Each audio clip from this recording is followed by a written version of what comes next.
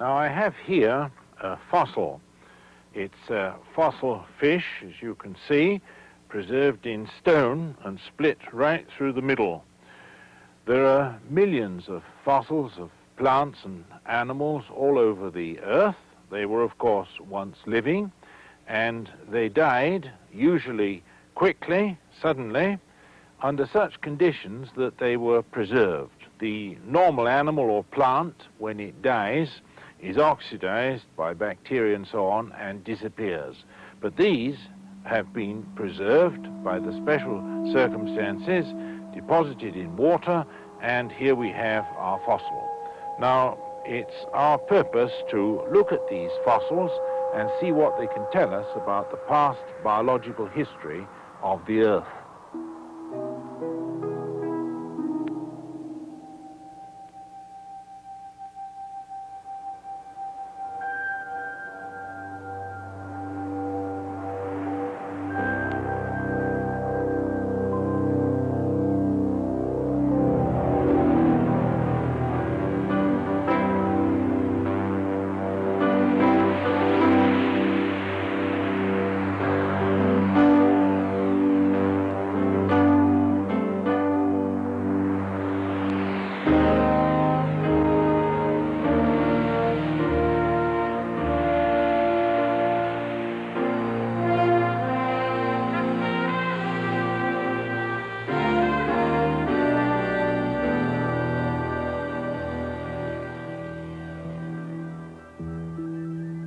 Our world has many silent witnesses of forgotten ages.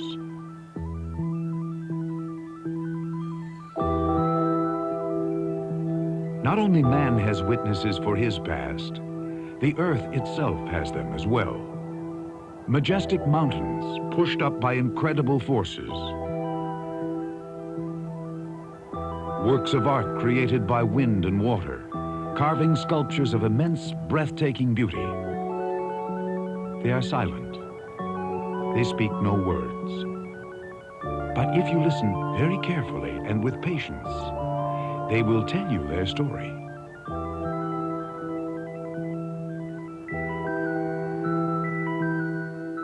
Like bricks set in place by a master bricklayer, the Earth's layers pile up, forming fantastic structures that thrust into the sky. And in these layers lie the best storytellers of them all. Thousands, millions of them, fossils, stone remnants of once living plants and animals. Here are fossils of thousands of dinosaurs buried in a huge mass grave, almost immediately covered by mud and sand so their bones did not decay. They were fossilized. From their remains, carefully separated from the rocks surrounding them, we can get a good idea of their immense size and strength. This fish, how did it come here? And how, in that age long past, did it come to be entombed in this rock? If you have an aquarium at home, you've probably experienced this sad event. One of your fish dies, floats to the surface, and then quickly decays. In nature, of course, there are other ways of dying. This way or another, in very little time, nothing is left. Unless something unexpected happens. Unless, for instance, the fish are suffocated by an overwhelming amount of mud and sand. Then they may petrify and become everlasting fossils in a rather short period of time. Only a global flood seems adequate to explain the massive numbers of fossils as we find them. Now, amongst all the millions of fossils that have been found, scientists have tried to introduce some sort of order. And the order that they've produced is the order of the so-called geological column. The first layer, which is supposed to have been settling down onto the crystalline base rock, is the Precambrian. Then you go to the Cambrian, right through the Triassic, and then through to the Quaternary and recent, where you find man's fossils. Now, it's very important to be able to date the fossils which have been found. And this is done by the index fossil method. It has been found that in, say, the Cambrian, you do get typically the trilobite. Now, fossils which are typical are called then index fossils, and they're dated by the position they occupy in the geological column. The trouble is that you can't always, or you very seldom, do find a column like this. So we must have another way of dating the column. How do evolutionists determine the age of these fossils made of hard rock? What method do they use, for instance, to date these dinosaur bones? Are they really millions of years old, as evolutionists claim? It is important to point out that dinosaur remains have not been proven to be millions of years old. This is simply part of the theory of evolution. If you asked an evolutionary paleontologist how old a particular dinosaur bone was, he would probably do the following. First, he would try to determine what creature the bone had belonged to. Next, he would determine what layer of rock the fossil was buried in. Then he would look up the layer of rock in a geology book or chart. The paleontologist would then tell you that the bone was, for instance, 100 million years old. He would say that the bone was that old because the rock in which it was buried was 100 million years old. However, if we asked the geologist who wrote the geology book how he knew the rock's age, he would probably tell us that he was sure the rock was at least 100 million years old because it had this particular kind of dinosaur fossil in it. So what you're actually doing is this. You're dating the fossil by the layer, and then you're dating the layer by the fossil. Now, this is known as circular reasoning, and is, of course, not exactly the highest form of logic.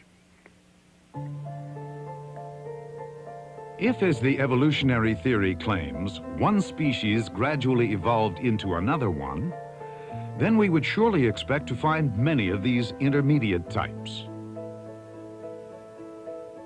Fish that began to be amphibians, or reptiles that started to grow wings.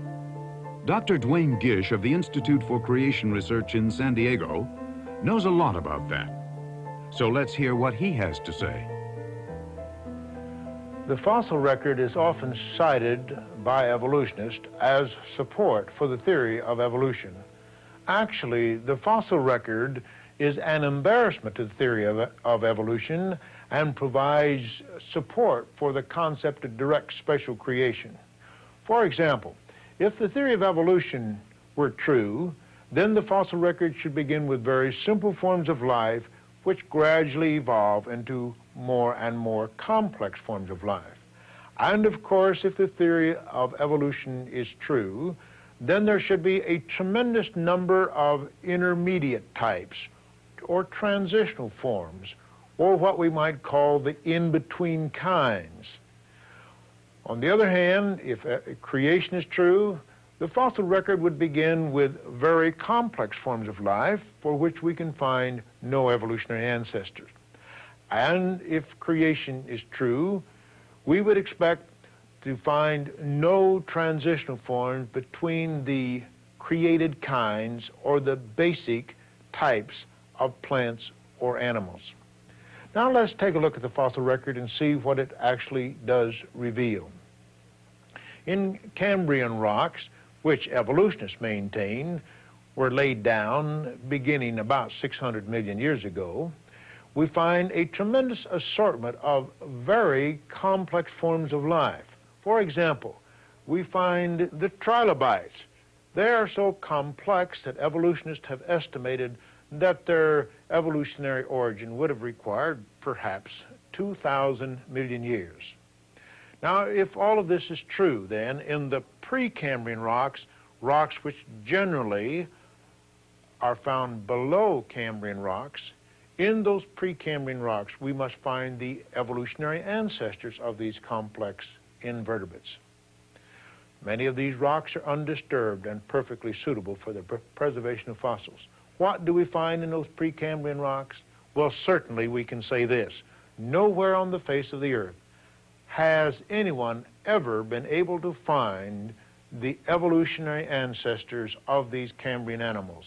No evolutionary ancestors for sponges, or jellyfish, or sea cucumbers, or sea urchins, or brachiopods, or worms, or any of these creatures have ever been found. They have found what they believe to be fossils of microscopic bacteria and algae, single-celled microscopic creatures, but nothing in between has ever been found. In other words, these complex animals appear abruptly, fully formed, with no evolutionary ancestors. And this is what we, of course, would expect on the basis of creation. Now, evolutionists also believe that one of these invertebrates gave rise to vertebrates, and they believe the fishes were the first vertebrates. Vertebrates are animals which have internal skeletons or backbones, in contrast to the invertebrates, which are either soft-bodied or have shells. They believe that this transition from the invertebrates to the vertebrates took about, 100 million years. Now, if that's true, then, of course, we must find a vast number of these intermediate types in the fossil record. What do we actually find? Not one single transitional form has ever been found. The fishes appear abruptly, fully formed, and absolutely no ancestors for the fishes have ever been found. So we're left with the same conclusion regarding the rest of the story of the fossil record. No intermediate types between invertebrates and vertebrates. No intermediate types between fish and amphibians. None between amphibians and reptiles. And none between reptiles and mammals. To make a long, complex story a bit shorter, no intermediate types at all have ever been found anywhere in the world, neither living nor fossil. But could we have just missed them or overlooked them? Let's look at one of the most important steps, one that could hardly be overlooked: the development of flight.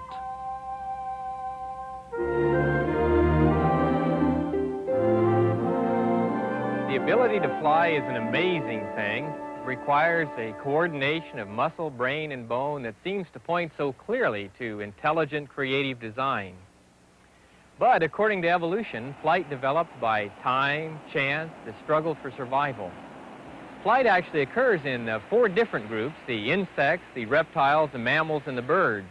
When it comes to insects, the first insects of flying forms to leave a fossil record have wings completely developed, fully functional, just like those insects we have today.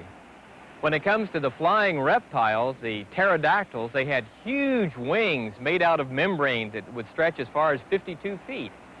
Surely, if these forms had evolved from running reptiles, there ought to be hundreds of transitional forms at least to show how that change from leg to wing occurred. So far, not one transitional form has been found. When it comes to the mammals, the flying mammals are the bats. These are among the most highly special groups of mammals we have, and yet they occur early in the fossil record of mammals, and they look just like the kinds of bats we have today. When it comes to these groups, the insects, the reptiles, and the mammals, the evidence is crystal clear. The kind of integration of parts we see seems to point so clearly to creation. If evolution were true, we ought to have thousands of transitional forms, and yet not one has ever been found. But when it comes to birds, the story changes a little bit. Here, at least, the evolutionists believe they found one example of a missing link. It's an unusual kind of bird called Archaeopteryx. Now, Archaeopteryx has wings and it has feathers like a bird, but on those wings are claws. There's no keel down the breastbone. In the bill are teeth. These are all things we would normally associate with reptiles. I used to tell my university classes that myself when I taught evolution. Here's a perfect example of a missing link that's been found. Well, let's take a second look at that Archaeopteryx. When you take a look, for instance, at the teeth, we find, sure enough, no living birds have teeth, but some fossil birds have teeth. Some reptiles have teeth and some don't. That particular characteristic is not really important in distinguishing the two groups. Claws on the wings, there's some living birds like the ostrich that have claws on the wings. Lack of a keel, it turns out that Archaeopteryx has an extremely robust furcula or wishbone. That's where the muscles attach for the power stroke in flight. As a matter of fact, the feather of Archaeopteryx shows the shaft down the leading edge, a characteristic of strong flyers. Most scientists, in fact, now no longer regard Archaeopteryx as primitive, but a strong flyer. What about that transition from legs to wings?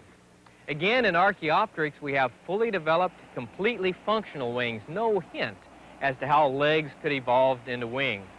Feathers? In Archaeopteryx, they appear complete, fully developed with all the little hooks and eyelets holding them together. We see no hint of how scales could have evolved into feathers. As a matter of fact, a few years ago, we found bones of just regular birds in the same geologic formation as those of Archaeopteryx. The Archaeopteryx specimens we have then could not be the ancestors of those birds. It looks like in this case, too, the evidence favors creation. Different kinds of birds of many varieties existing right from their first appearance in the fossil sequence. About the only other example that evolutionists use is another one that I used to use with my classes, the horse. In this case, it seems like there might be a transition from one kind of structure to another. The story pictures evolution from a small animal with many toes to a large animal with only one toe. More detailed information has now forced us to abandon that particular idea. When it comes to the size difference, we find that's not crucial. It's now possible to breed horses that are only 15 inches tall.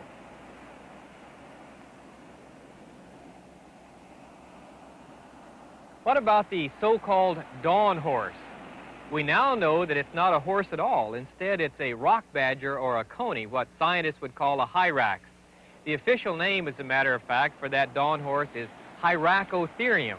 It's the ancestor not of the horses, but of the rock badgers or conies that still live on Earth today. What about the in-between forms that show how the toe number was gradually reduced? Again, in this case, all of the in-between forms are found buried in the same geological formation, which indicated they lived at the same time and couldn't have been the ancestors one of the other. Instead, it's more like a scene we might see around an African waterhole where animals of many sizes and shapes, animals with a few toes with many toes, all live together at the same time.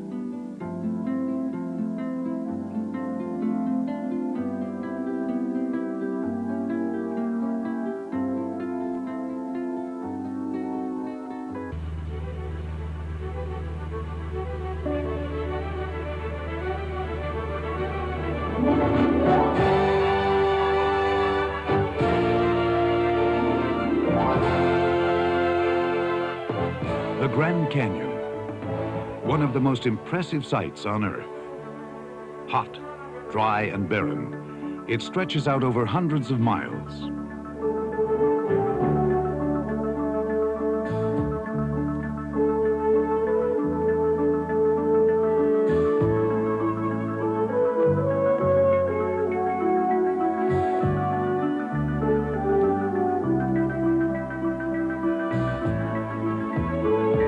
Like layers in a cake, the different strata lie one upon the other. Most of them, sedimentary rocks, are deposited by water, settling when the water recedes, only to be covered by a new layer washed in by succeeding waters. The geologist Dr. Art Chadwick from Loma Linda University of California has spent many years in the canyon. Carefully, he examines the specific properties of each layer, and from time to time publishes his findings in geological scientific journals. 600 feet. Together with his assistant, he measures the landscape, and the characteristics of the different layers tell their own story. The unique thing about the Grand Canyon is that the layers are exposed to view. The layers themselves are not unique. They're found in many, many parts of the world. But here we can see exposed over a mile deep the layers that comprise the surface of the Earth, which are exposed only superficially elsewhere. Our study took us to an area to the west of here in Monadnock Creek, where there is a cliff that stands over 800 feet above the surrounding floor. In this particular area, the sediments on top of the cliff are found also off the cliff at an elevation almost 500 feet lower. This would suggest that at least 500 or 600 feet of water were present at the time these layers were deposited. Since these layers required a lot of energy to be laid down, it follows that the processes involved must have also been energetic processes. This flies in the face of traditional thinking about how the layers got here. In fact, these layers must have come in here very rapidly. This is not to say that the entire column accumulated in a short time necessarily, but it's consistent with the idea that a single layer came here almost instantaneously by a process known as turbidity currents, or something similar to that. Turbidity currents have come to be recognized in the last 30 or 40 years as important processes in sedimentation. The unique thing about them is that they occur so fast. The sediment is deposited in areas up to 100,000 square miles. At 50 or 60 miles an hour, the sediment moves across the floor. So we can accumulate great quantities of sediment in a given area very rapidly. This has changed our whole thinking about the processes that came to lay these layers here in the canyon. Not only do geologic studies show that most of the layers of the canyon were formed quickly under massive flood conditions, but they also indicate that the canyon was eroded into its present basic form very rapidly. It was not the slow-paced erosion of the Colorado River that carved the bulk of the canyon, a process that would have taken millions of years. The canyon seems to have had a much more catastrophic origin. Many creationists believe that most of this awesome series of formations originated in the spectacular upheavals and after effects of the great worldwide flood of Noah's day.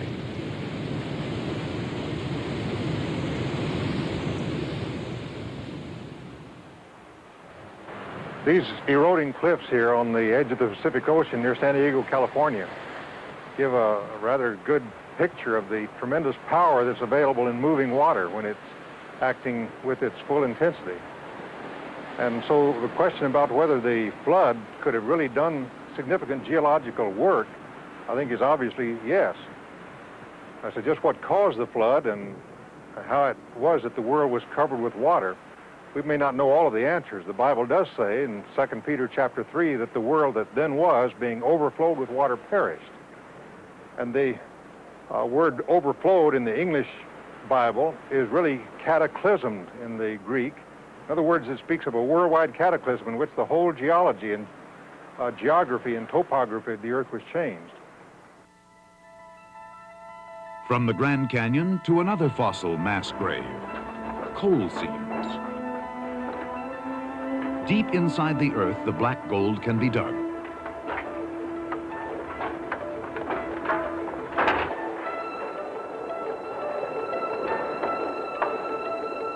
What exactly is coal? Coal is the remains of huge masses of buried plant material. In many places, the main ingredient was sheets of bark from huge ancient trees. Pressed and carbonized, these blackened remains have come to serve as a valuable source of energy.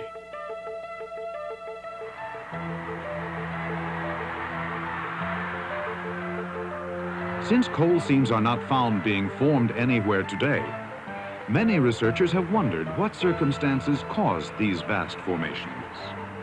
How exactly was coal formed? Geologist and coal expert Dr. Stephen Austin has studied that question extensively. There are two theories for the origin of coal. One theory is the swamp theory, and the second theory is the flood theory. The swamp theory suggests that the plants that we see forming this coal formed millions of years ago in swamps. The buildup of plant material formed a thick layer of peat, and this became later compacted and hardened into the rock we today call coal. The second theory is the flood theory. This suggests that the plants that formed the coal did not grow in place, but were transported from some other location. In other words, that they were washed in or transported by water. Coal deposits are always found in sediments deposited in water and are commonly associated with huge quantities of marine fossils. Dr. Austin's extensive research on coal seams in the United States has shown that many coal layers were originally deposited on the ocean floor beneath huge floating masses of vegetation. These mats of buoyant debris were made up of whole forests of uprooted trees and plants swept away from land in a massive catastrophic flood, under conditions like Noah's flood. Waterlogged plant matter, particularly including loosened tree bark, sunk to the bottom beneath the floating mats as they were driven about by winds, waves, and currents. Many layers of plant debris were built up in this way and subsequently buried beneath muddy sediments, which later hardened into rock. As a result of this flood deposition, in some instances, fossil tree trunks can be found buried at various angles and extending through thick layers of coal and other sediments. But how long does it take to transform the plants into coal? Most people think that it takes thousands or millions of years to form coal. But that's not true. The idea that coal takes a long period of time to form is not substantiated geologically, because we can actually form coal in the laboratory in a brief period of time. Pressure is not the major factor in forming coal, because in many areas, especially here in the eastern part of the United States, the coal is in very twisted and deformed stratum that have been subjected to huge amounts of pressure, and yet they do not show the effect of coalification like they should if pressure is the factor that forms coal. The final factor that's forming coal is temperature, and most everybody now agrees that temperature is the major factor contributing to coal. A brief short-time heating event can explain the alteration of the plants to form this hard and compact and black rock that we see today.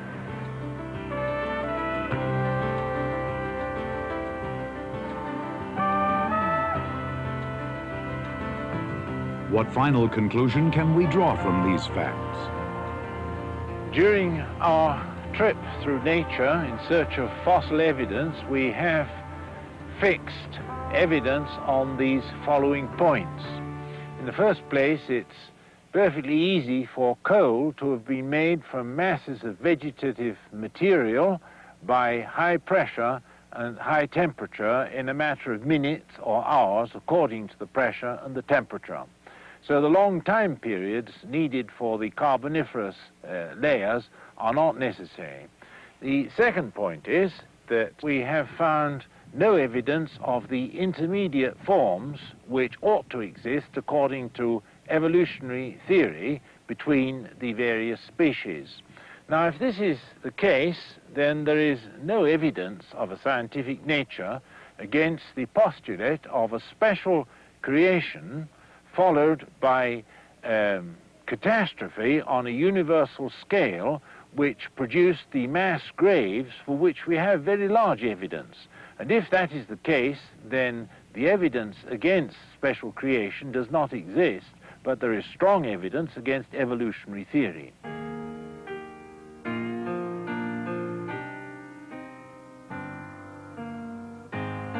And here, at the Grand Canyon, the search for our origins ends. As the sun goes down, the day draws to a close, and one wonders if this awesome devastation could happen to an earth so beautiful, so lovingly created by God. Could it happen again? The Bible says it will. This earth will be judged not by water, but by fire. and again because of the sin and wickedness of man. Is there an escape? The Bible says that whoever puts his life in the hands of the Son of God, Jesus Christ, will be saved. Through God's grace, you can make that decision at this very moment and be saved for all eternity. And please, don't wait, because no man knows the day or the hour.